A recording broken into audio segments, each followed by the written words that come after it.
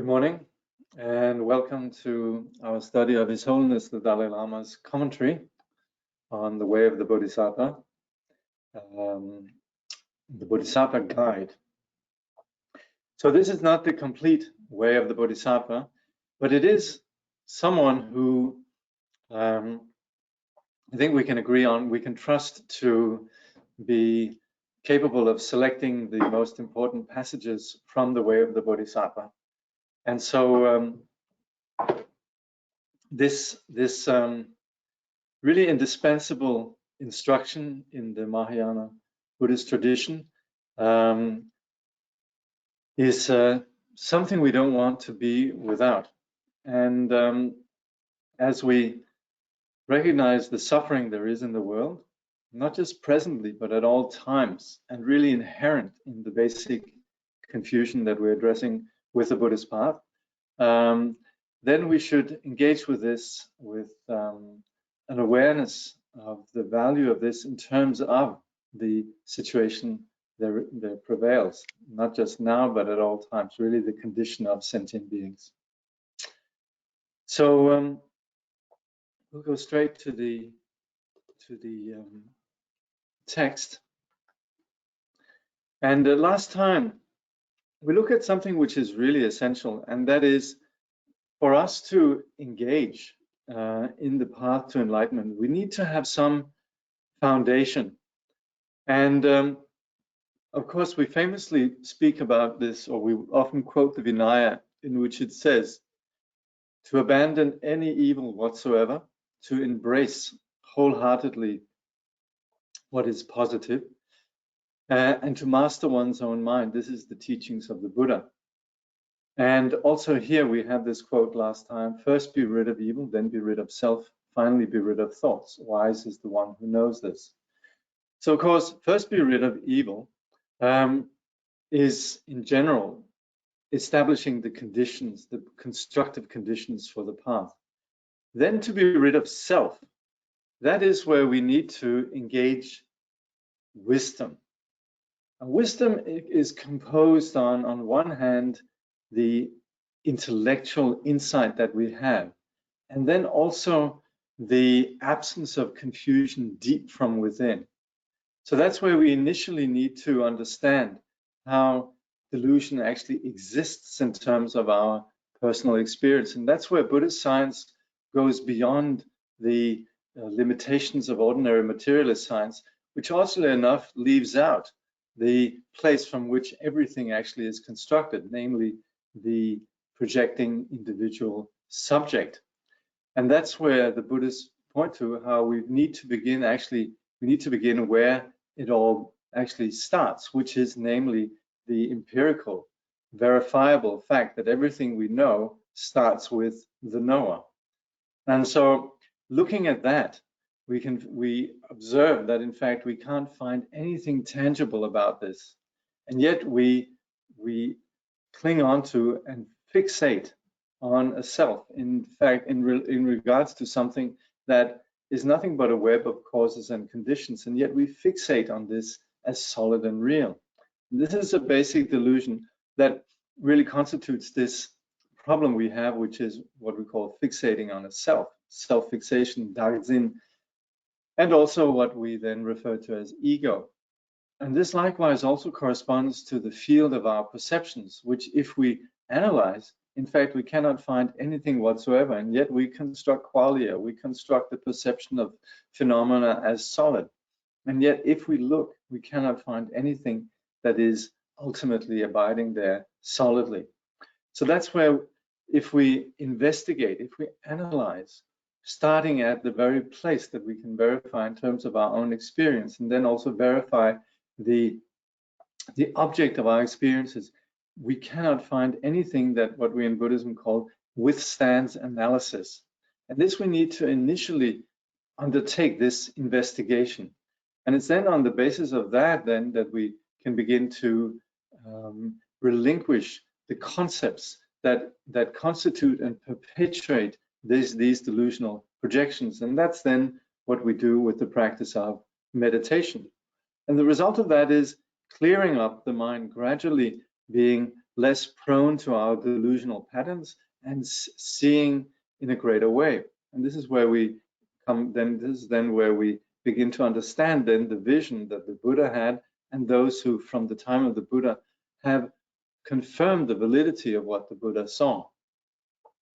And this then also leads to the what can we say, the shedding or the leaving aside the insecure concern about self and awakening to an awareness of what's happening for others, understanding the suffering that takes place in the minds of others. And that's then where we embrace the idea of serving other sentient beings. So this is then where His Holiness then continues in the text, where he says, if we wish to help beings, we have to be able to liberate them from suffering and dispel their ignorance. This means that we ourselves must have true realization, and this can only be achieved through endeavor and the development of clear insight and mental calm. This is how to develop relative bodhicitta and begin helping beings. So we don't start off being fully realized. We start off where we are with a dualistic perception of ourselves and others, and this is where we operate from. This is what this constitutes our relative reality. This is then the you could say the Cinderella reality that we operate with, but it's very real for us. And it's working with that we generate this, what we call relative bodhicitta, and think in terms of, I wish to help others. So we say before taking the vow of bodhicitta, we should bear in mind what it is we are aiming at and how we should proceed. We then recite the 7-branch prayer with our thoughts directed towards the ideal of bodhicitta. The first of the 7 branches is homage. Let's see what they say here. 7-branch prayer is a practice for purifying oneself and accumulating merit through homage, making offerings, confession, rejoicing in others' virtue, requesting teaching, entreating the Buddhas and other teachers to remain in the world, and dedicating one's merit to the enlightenment of all beings. So this is very familiar for those of us who are familiar with Mahayana liturgies. This is almost standard in Mahayana liturgies and also in sadhana practice. So there it reads, to the Buddhas, those thus gone, and to the sacred Dharma, spotless and supremely rare, and to the Buddha's offspring, qualities, oceans of good qualities, that I might gain this precious attitude, I make a perfect offering. This is followed by the branch of offering. So first we have the homage, now offering.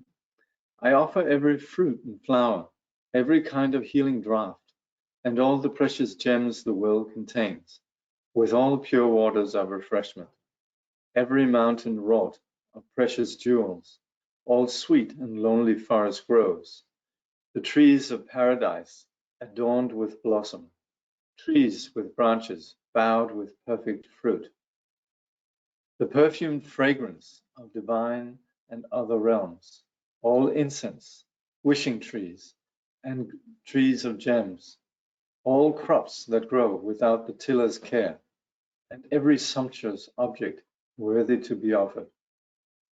Lakes and meres adorned with lotuses, delightful with the sweet voiced cries of water birds, and everything unclaimed and free extending to the margins of the boundless sky.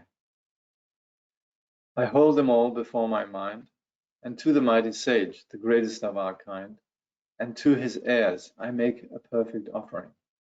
Sublime recipients, compassionate lords, oh, think of me with love.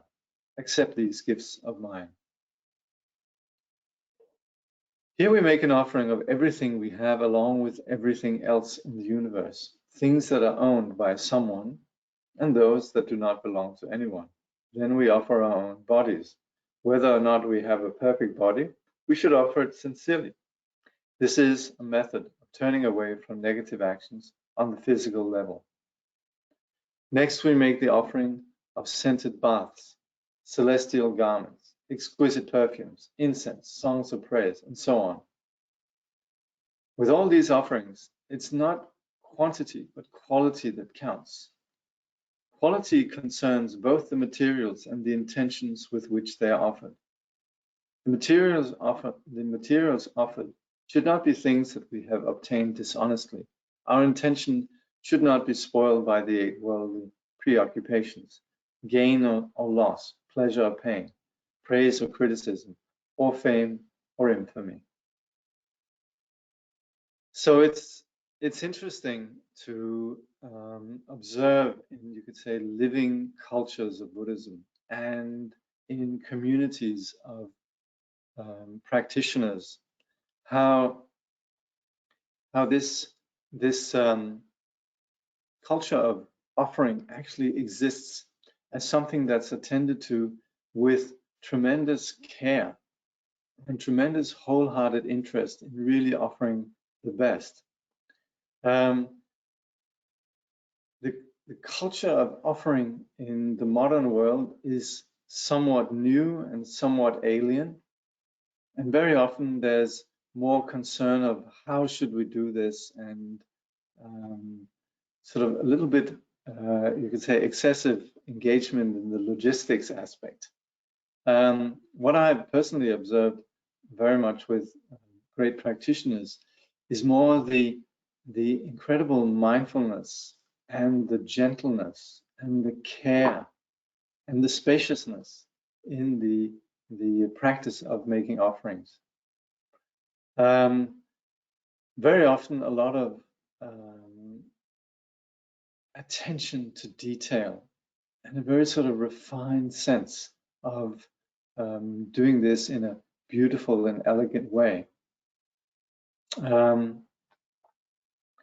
This is not always obvious to outsiders, and it's something that, of course, it's not practiced everywhere. Very often you have Buddhist cultures where it's just like lots of quantity, but you also come, and I personally have always found that really inspiring, come across spaces in which there are individuals that offer with tremendous attention to detail, and also you really sense this quality of heart behind it.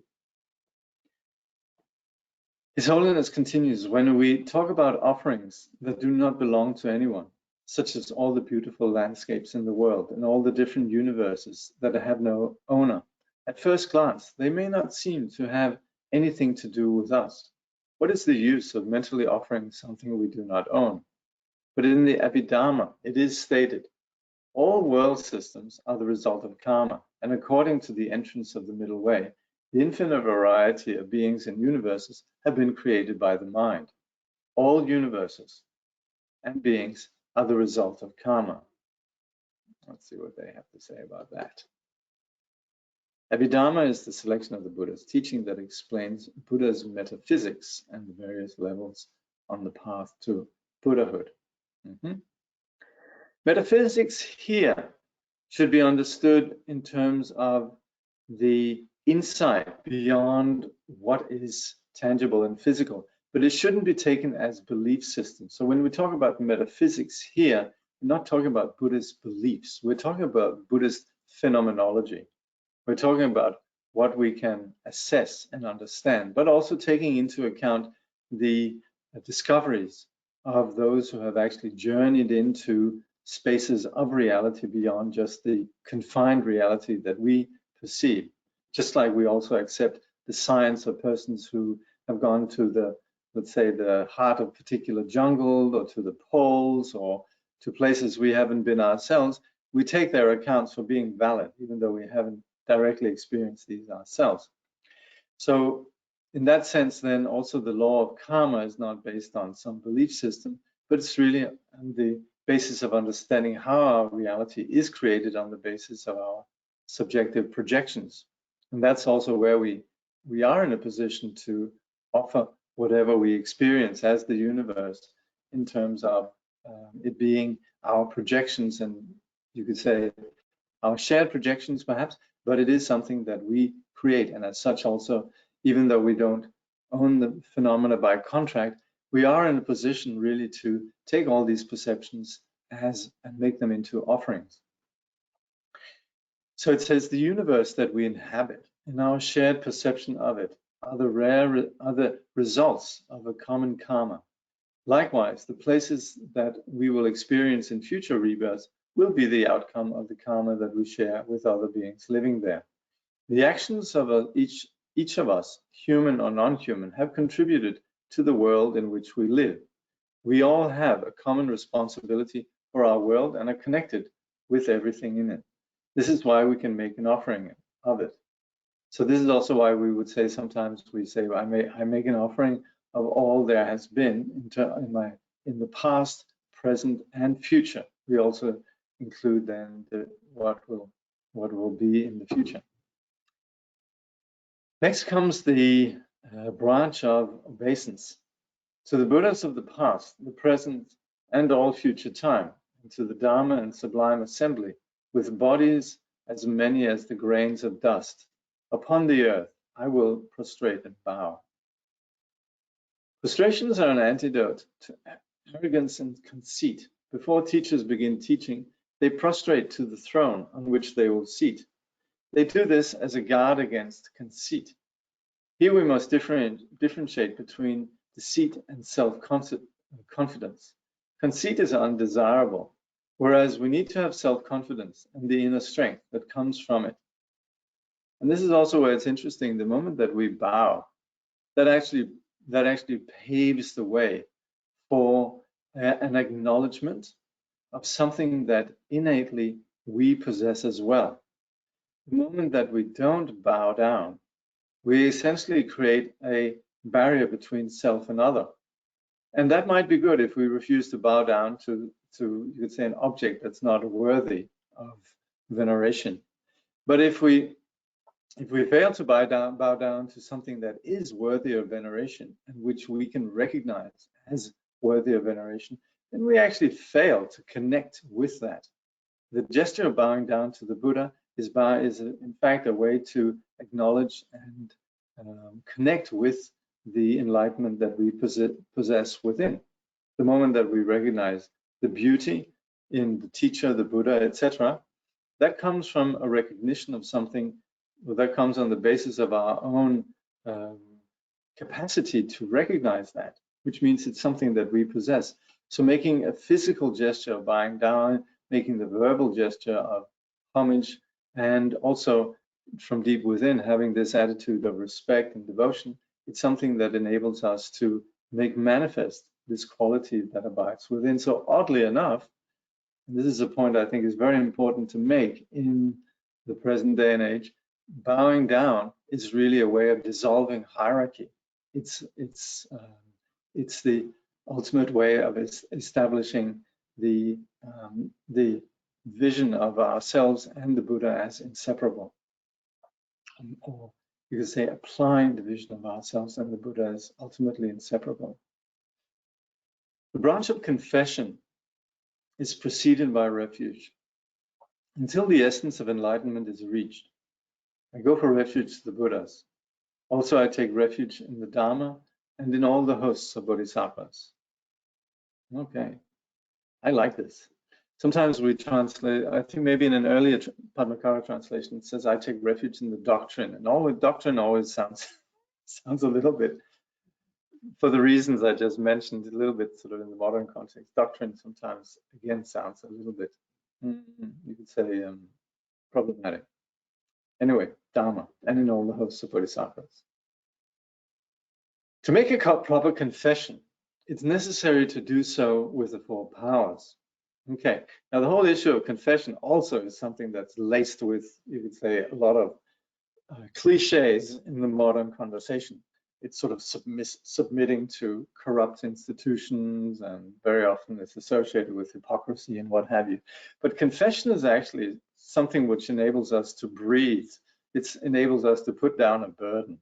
It's where we can objectify an error and say, well, this is not me, but I definitely did it, and so I'm going to get rid of it. So that's where we can get on with our lives. So that's where in Buddhism, confession is really key, really, to our journey.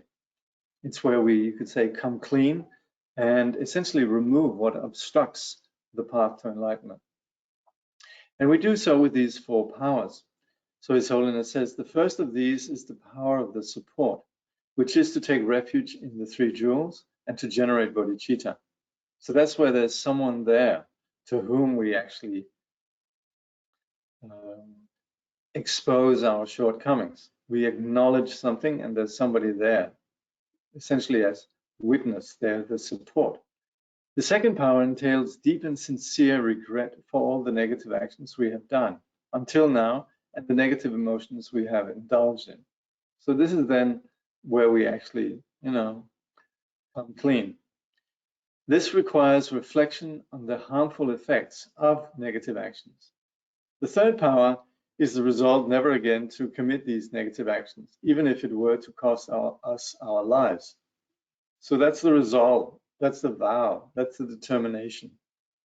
And that we need to stick to.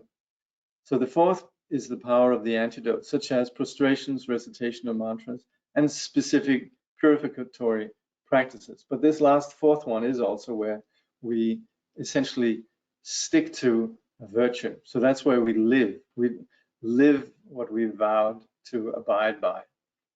So we have these 4, the support, someone who takes our confession, or rather is there. So we're not just sort of undressing in a room all by ourselves, which is fairly easy. We're actually undressing in front of someone. There's a very different atmosphere when we undress in front of someone than if we do it all on our own.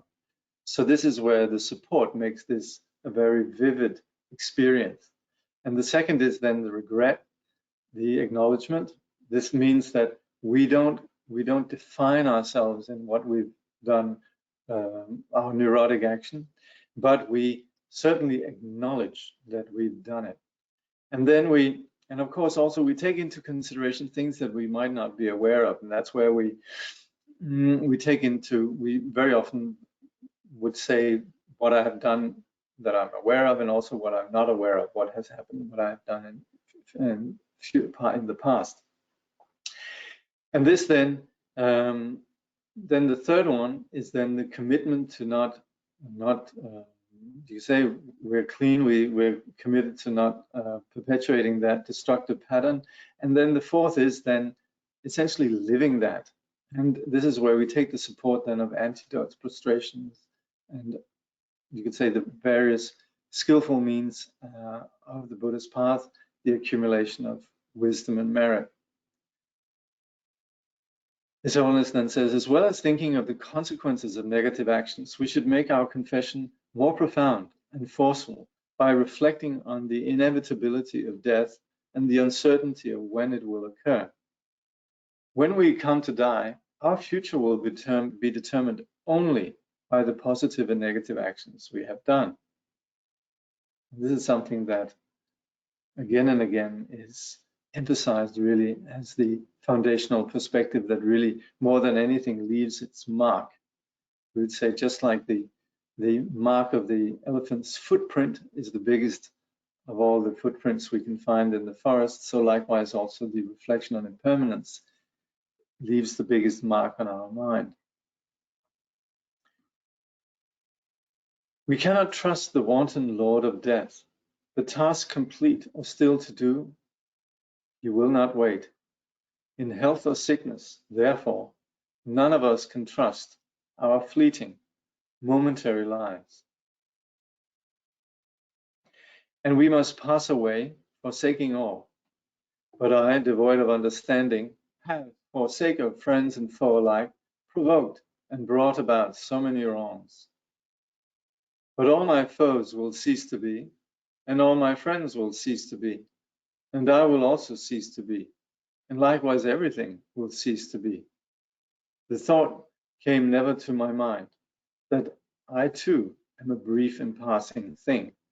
And so, through hatred, love, and ignorance, hatred, lust, and ignorance, I have committed many sins. So we have to put up with Padmakara and their, you could say, the appreciation for the wealth of the English language. Many of us balk at terms like sin and so forth. We sometimes would like to have an alternative, you know. Then some come up with the word, the Tibetan word is dikpa. Some would say, well, evil. And again, then some would say, no, that's too strong. Then somebody would say negative actions, but then that's a bit somewhat bland. And so at the end of the day, it's not going to help if we approach the Buddhist teaching with, you could say, our baggage of how the concepts that we have in Buddhism, how they are articulated in language and have associations elsewhere. We really have to practice the Buddhist teaching on its own premise. And we need to use particular vocabulary unless we actually are willing to embrace the wealth of the English language and other languages.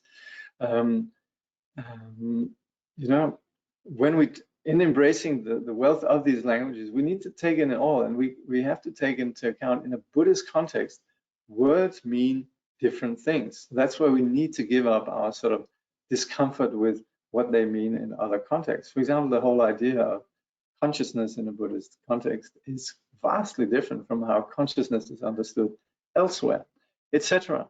So that's where we need to be at ease with the wealth of the English language and understand it presently as it's employed in the context of Buddhism. So anyway, the point really here lies beyond the language and is really about the subject matter at hand, which is recognizing our shortcomings. And so His Holiness says, if we think of death in this way, we will naturally regret our past negative actions and wish to confess them immediately, feeling ill at ease until we have completely purified them. It is with such a sense of urgency in mind that Shantideva says, thus, from this day forward, I take refuge in the Buddhas, guardians of beings, who labor to protect all wanderers, those mighty ones who scatter every fear. The Buddha who gives us refuge has conquered the 4 demons, the aggregates, the skandhas, negative emotions, death and pride, the klesha, michu, and devaputra maras. The word demon is often used in Buddhism to denote any obstacle to spiritual progress. Such obstacles are manifestation of our own minds and karma. They should not be thought of as hostile, animate beings threatening us from the outside. So yes, the maras is, we could also say this is really the armies of confusion, because in that ego and self doesn't exist. It only really survives as sort of something that festers in the shadows. And the last thing we would want is actually to throw a light into those shadows and see that in fact the delusion that we subscribe to is fundamentally flawed, absent, an enormous hoax. And that's where ego, to survive, conjures up what we then call the maras, that which would obstruct us. We might think, oh, I should switch on the light and look. And then maras are those who say, no, don't switch on the light. It's nice here. It's nice here in the dark. Let's just continue our own nightmare here. And let's just make sure that nobody rocks the boat. So His Holiness continues, we could not, however, in terms of the Buddha, rely on his protection were it not for his great compassion.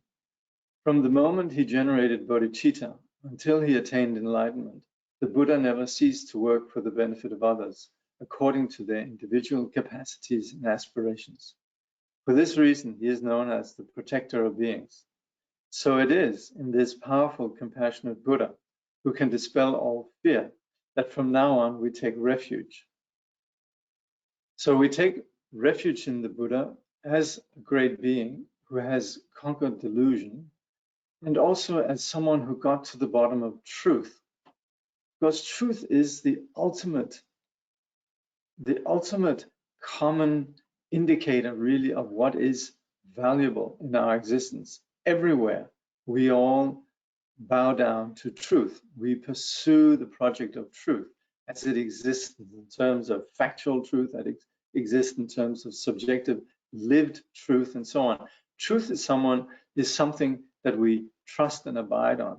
And that is where the Buddha is the one who got to the bottom of this, what everyone at all times is pursuing. And it's for that reason that we venerate the Buddha as someone who got to the bottom of knowing reality, knowing what constitutes our experience, knowing what it is that constitute our experience of the world around us. So hence, we take refuge, we seek protection from our own confusion in the Buddha as the embodiment of truth.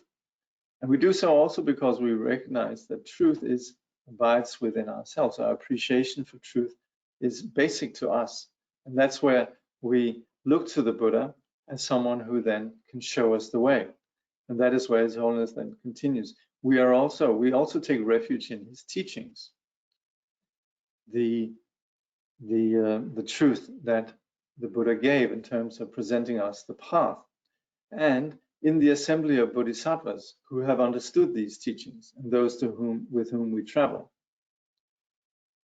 Concerning refuge in the Buddha, Dignaga opens his compendium of logic thus. So Dignaga was the founder really of Buddhist epistemology. You could say one of those that did an enormously important service to the Buddha's teaching, because Dignaga and also his follower Dharmakirti later on, they engaged in conversation with the larger community around them. This is really an act of compassion. They didn't just say, well, this is what we Buddhists do, but they actually engaged in conversation. And of course, in doing so, we're able to lead others to also understand truth. But to understand truth, there has to be a shared ground, that we speak the same language. And that's where we operate with logic. We don't just come out and say, this is the truth because it said so in my book or because my teacher said so. We need to understand the theory of knowledge is based on us actually identifying and understanding, investigating a shared experience. And that's the place from which we can communicate this to others. So this is when Dignaga, Dharmakirti and others, they enabled the Buddhists to be in conversation with the larger community of their time. That's also why we have there's a large body of what we call shastras, commentaries, because these masters very kindly engaged in conversation with the world around them. So then His Holiness says, and concerning this, Dignaga says in his compendium of logic, he has become authentic and knows how to help beings. I prostrate to the Buddha, the Sugata, the protector.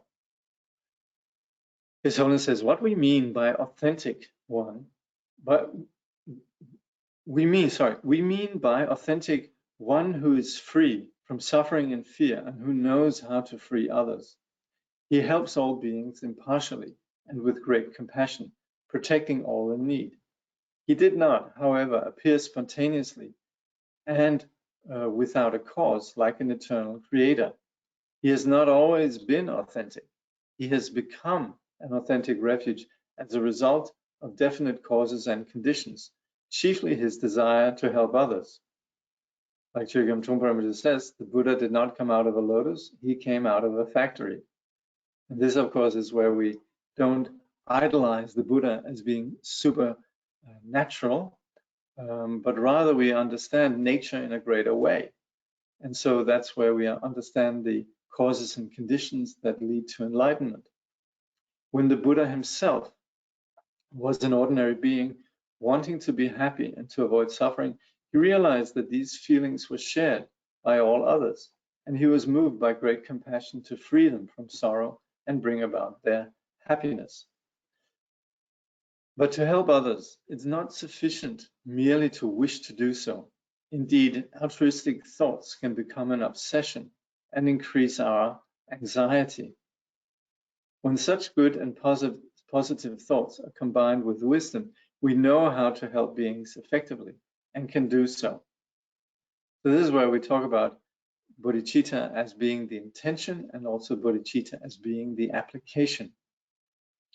His Holiness continues, the Buddha, overwhelmed by compassion, saw how beings suffer, and knowing that the cause of their suffering was the uncontrolled turbulence of their mind, he knew how to help them.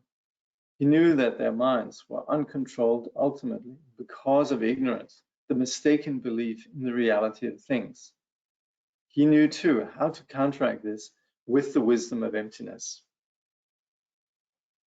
For a Buddha is one who knows how to help beings by showing them what they should do and what they should avoid, and above all, who reveals to them the wisdom of realizing emptiness. And this wisdom of realizing emptiness, we should not think that this is some mystical experience. This is something that is gauged on the basis of us looking, analyzing. We shouldn't think that emptiness is just realization. Of course, there's the emptiness that we understand at the beginning of the path, just like we can understand things are impermanent. But to realize impermanence, that requires that we actually think about it. And the more it takes hold of us, the more that we're aware of impermanence, the more we have an increasing realization of impermanence. The same goes with emptiness.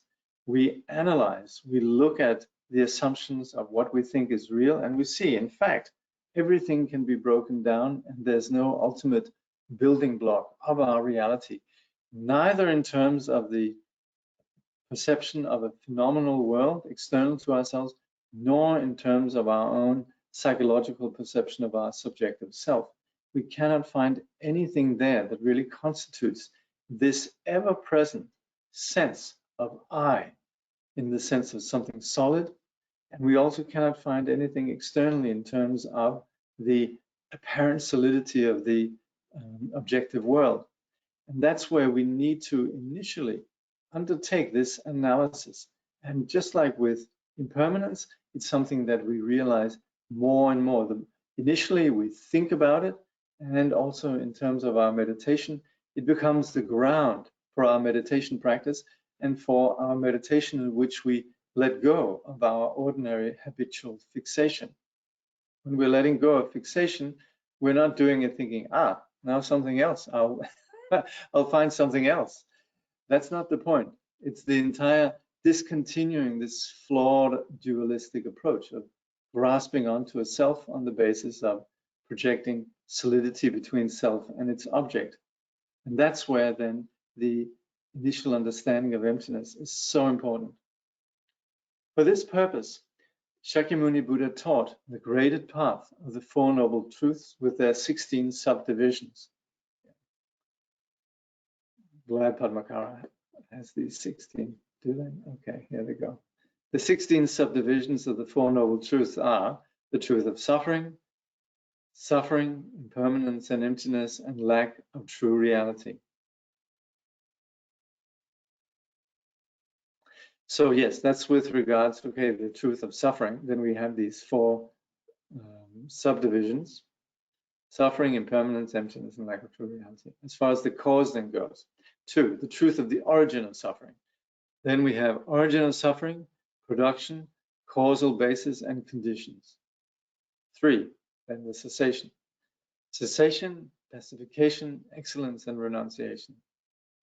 And 4, the truth of the path, knowledge, accomplishment, and liberation.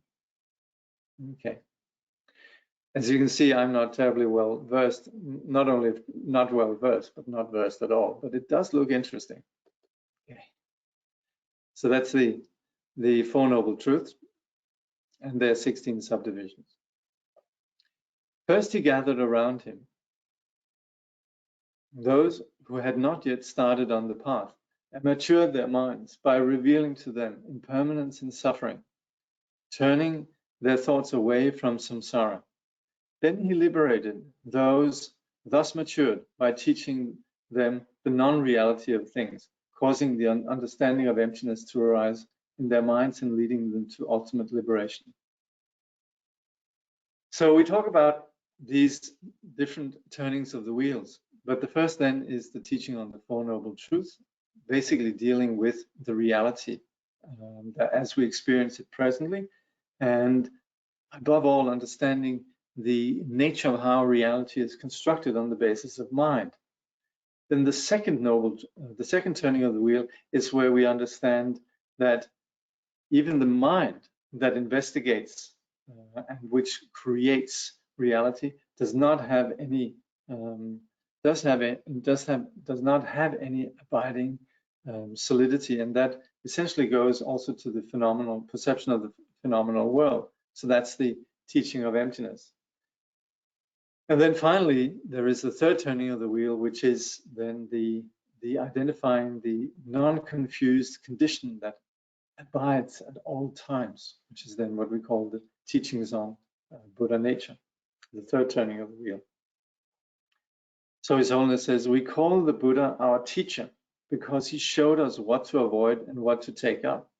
He himself developed the supreme wisdom that understands emptiness to the point where all dualistic perceptions disappeared, and his realization was complete. On the basis of his own experience, he was able to dispel all the sufferings of others and give them refuge. However, just as in ordinary life, we would not trust someone until we had checked that what he or she said was reliable or true. In the same way, we should examine the Buddha's teachings carefully before accepting them. Broadly speaking, these teachings fall into two categories: those that show how to attain temporary happiness in higher rebirths, and those that teach the path to the ultimate freedom of Buddhahood. So this also is what we very often talk in terms of the objective of the path is the temporary establishment of happiness and the ultimate liberation of enlightenment. And of course, also here, as His Holiness is saying, it applies that there's no basis for faith until we've actually checked whether the teaching is reliable or not. So that's where we can't come to the teaching, we can't approach the teaching and just think, oh, I should have faith in the teaching, or we can't expect others to have faith in the teaching. They have to have reason. If we find something valuable in the Buddhist teaching and have faith in the Buddhist teaching, we can't then say to others, oh, you should have faith in the Buddhist teaching. That's not how faith works. Faith works when there's an establishment of trust. So we have to give others reasons for that. So that's where we very much are indebted to the Buddha in terms of his skill in teaching, in first teaching that which is verifiable, that which is rational, that which makes sense to those that were listening. And then on the basis of that foundation, then taking them into further and further grander vistas of insight. But this is the great skill of the Buddha's teaching that really encourages this critical thinking, the examination. Then again, there's famously also the implicit understanding in the Buddhist teaching, that just getting stuck on always being circulating around the rational and so forth, that's not ultimately really going to amount to much more than just intellectual exercise. And that doesn't really get to the bottom of our neurosis, doesn't really get to the bottom of the issue with our fixating on a self, fixating on self of person, self of other, and so forth, and really uprooting this at the very, you could say, base of our being, at the very core of our being. And that's where we then need to go beyond just intellectual information and data. And we need to engage our entire person. And that is what we then do through the wisdom of meditation. Okay. So I think we'll stop here in case there are some questions.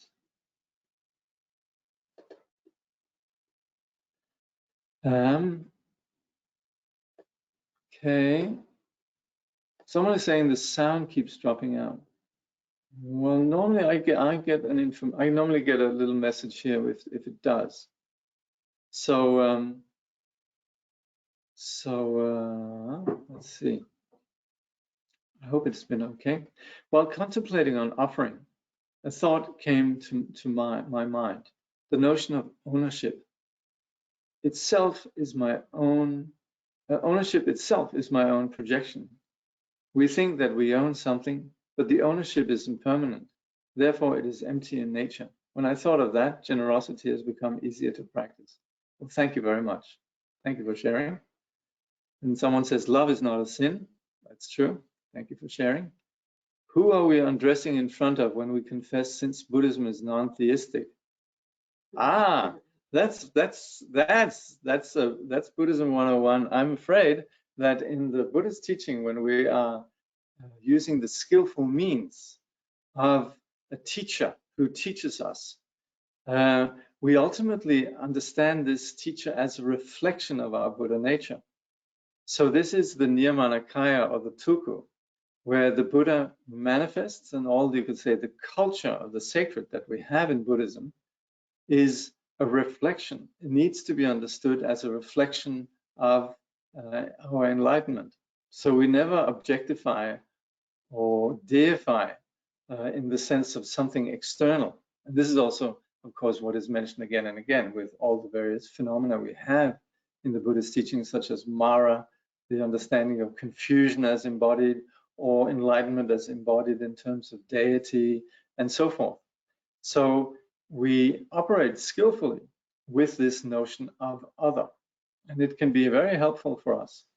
And very often it also comes from it comes from an understanding that presently we think of ourselves as ordinary. And that's where we would think, oh, the teacher is impressive. You know, there's a great teacher there who really impresses us. This person is extraordinary. And actually, the extraordinariness that we are perceiving in the teacher is entirely something that is taking place within ourselves. Someone else might be looking at the same teacher and just thinking, so what's so impressive about that teacher? And it's simply there's not this, you could say, not being touched. So the extraordinariness actually ultimately abides within ourselves. But of course, there has to be a catalyst, because without that, we might just be stuck on our own surface of our confusion and fail to actually have a moment of going, wow, something extraordinary. Somebody is speaking the truth. Somebody is being real. And of course, that is seen in terms of someone external. But then again, the beauty of the teacher then is that the teacher holds up a mirror and says, well, you know, beauty is in the eye of the beholder. Hi, Jakob. Just a question to clarify the way the paramitas are presented in the Bodhicharyavatara. Could you tell us if it would be a wrong conception if we understand the Bodhisattva path on the aspirational and action levels as a practice to work with the practitioner's own mind, and not really truly to set out on a path to benefit beings?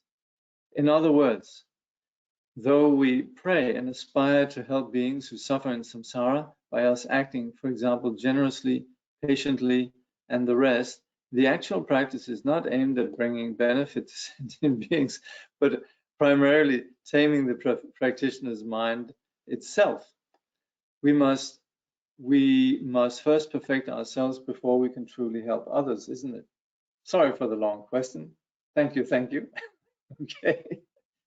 Well, yes, obviously, we've trained ourselves in a negative pattern that essentially that is all about a repetitive sense of self-referencing and objectifying other, and essentially perpetuating this duality. We suffer. So we basically do this on the basis of us training and habituating ourselves in a confused way.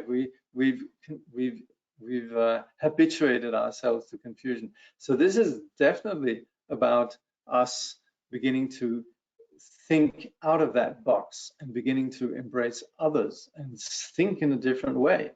So we're training ourselves in thinking in a different way.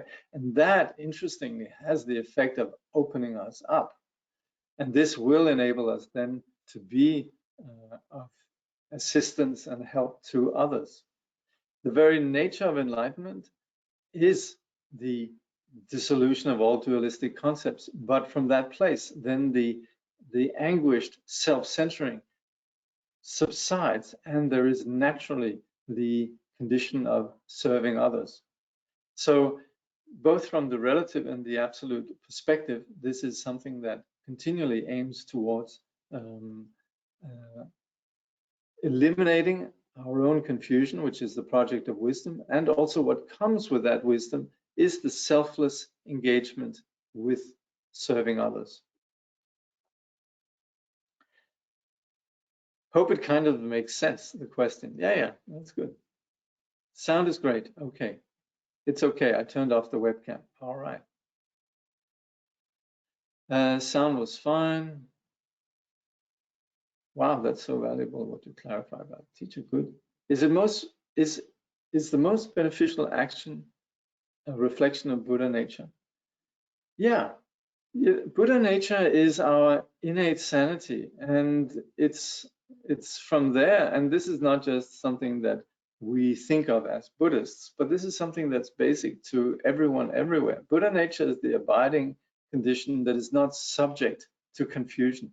So it happens for everyone, everywhere. And our whole reality is permeated by the presence of enlightenment as really being the abiding reality from below. There's a crack in everything. That's where the light comes in.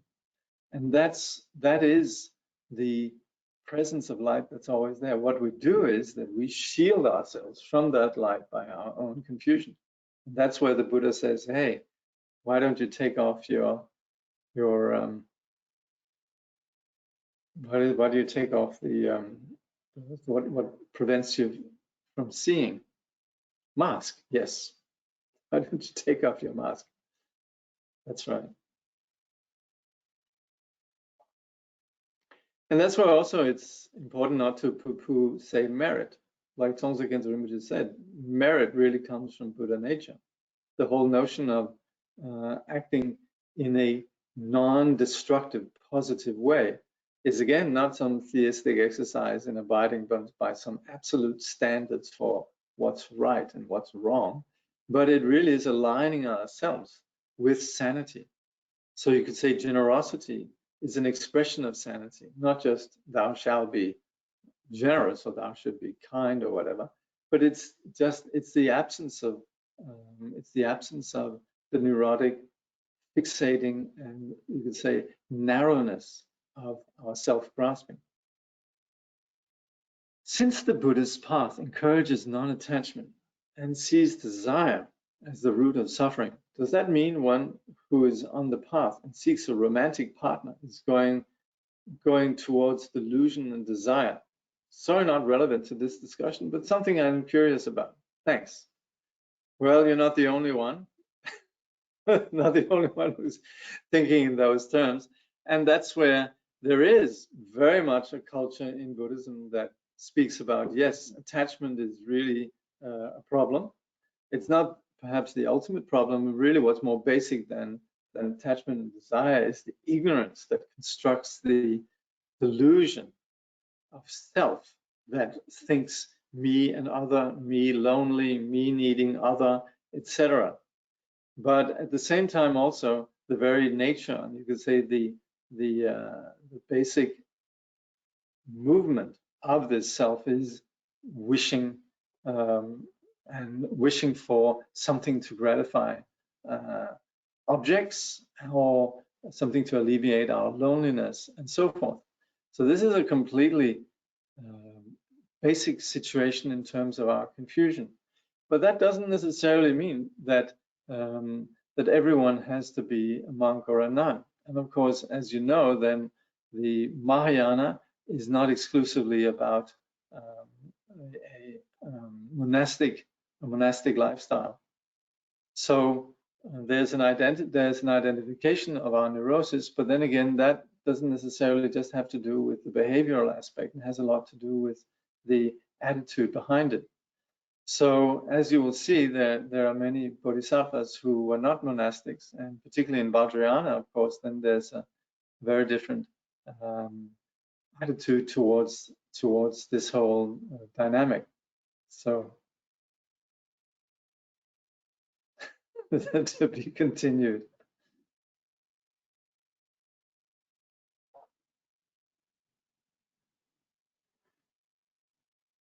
Okay.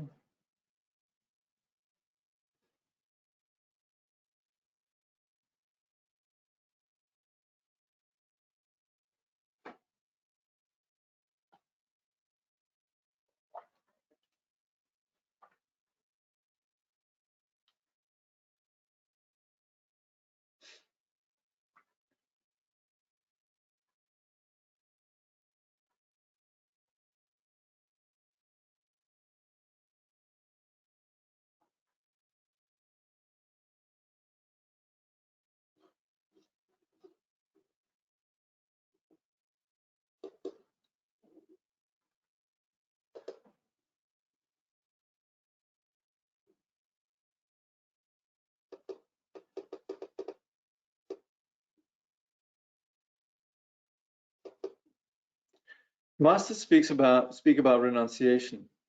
Do we have to drop all samsaric pursuits to truly be on the path? We have to drop the samsaric mind. We're going to have to make a living. Very often, becoming a monastic backfires, particularly for persons in the modern world. So we need to be aware of what we can and can't do, and so we will have to engage with the reality of what we might perceive of as samsara, but at the same time, we can bring these actions onto the path, and that's what we refer to as skillful means. But the bottom line is, when we speak about renunciation, is that there's a determination to pursue the objective of enlightenment. We're determined to be free. And the Tibetan word for renunciation is nginjung, which really just means to be certain. So that's where we know what needs to be done. And that is renunciation in terms of we're cutting out the destructive actions. We're cutting out the nonsense. We realize there's no time. And that's where renunciation becomes really the foundation of the path. There's, of course, a lot of things that we need to attend to, but they don't any longer constitute the main issue. The main issue, and that is where then this renunciation or determination to be free is really what generates our commitment to the practice of the path. And that doesn't mean that we necessarily, this is difficult, particularly in the modern culture where we don't have, for example, monastic institutions and so forth. So, and we don't really have much of a culture, even of, even much of a yogic culture. So all of this is very new. So that's where it's more important really that we begin to understand the path, practice it to the degree to which we can, and above all, understand how important it is. And once we understand how important it is, then as an expression of that, then naturally our actions will conform or will align themselves with the practice of the path. So that is where naturally our activities will become less and less, and our focus will increasingly be about the path. But to sort of not be living in a Buddhist culture, not really have many role models in terms of how this is actually done, then sort of just dropping all samsaric pursuits, as we've seen in Buddhism in the modern world over the last half century, very often, doesn't quite work out. So, so we have to be skillful and intelligent with regards to this. But above all, really understand renunciation is more about the determination to be free. Okay.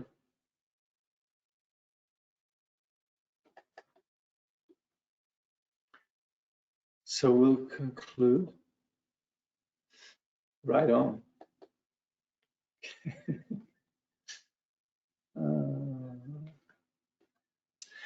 May bodhicitta, precious and sublime, arise where it has not yet come to be, and where it has arisen, may it never fail, but grow and flourish evermore.